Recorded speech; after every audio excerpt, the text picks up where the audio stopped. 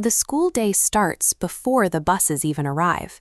It begins in the quiet moments when teachers prepare their classrooms and review their plans. Planning activities without defining exactly what students should learn creates aimless work. A class might stay busy, but without a clear destination, they aren't necessarily making progress toward mastery. Establishing that destination is the mandatory first step. Before selecting a text, designing a worksheet, or quiz, the teacher must determine the lesson objective. These objectives serve as primary navigational tools, guiding every minute of classroom instruction. Starting with a precise destination allows teachers to design lessons with intent, ensuring every instructional move supports student progress. The CRDMM framework defines 5 success criteria used to build a robust objective: clear, rigorous, distinct, measurable, and manageable. Let's see how these look in practice. A clear objective specifies what students will know and do by the end of the lesson, using precise, student-friendly language that avoids vague terms like learn about or understand. When the learning expectations are clear, students internalize the purpose of the lesson. They can look at the board and articulate what success looks like in their own words. The second criterion, rigorous, requires the objective to push students toward higher-order critical thinking. It ensures the task matches the complexity of grade-level standards. Rigor moves beyond simple recall. You see it when students engage in academic debate, analyze complex evidence, and justify their reasoning through problem-solving. Clarity gives students the target, while rigor ensures that the target matches the high expectations of the curriculum.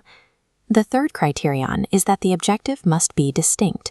It isolates a single specific learning outcome for the lesson.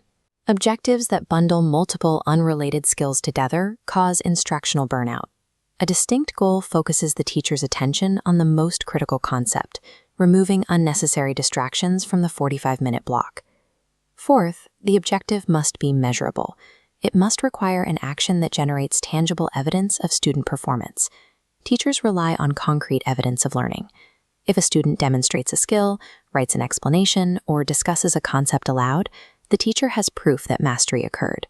A distinct objective keeps the instruction on track, while a measurable objective provides the evidence needed to confirm students arrived at the destination. The final piece is a reality check.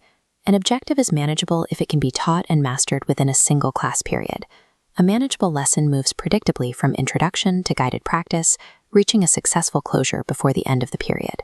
This final filter turns an ambitious academic theory into a realistic classroom achievement that students can complete before they walk out the door.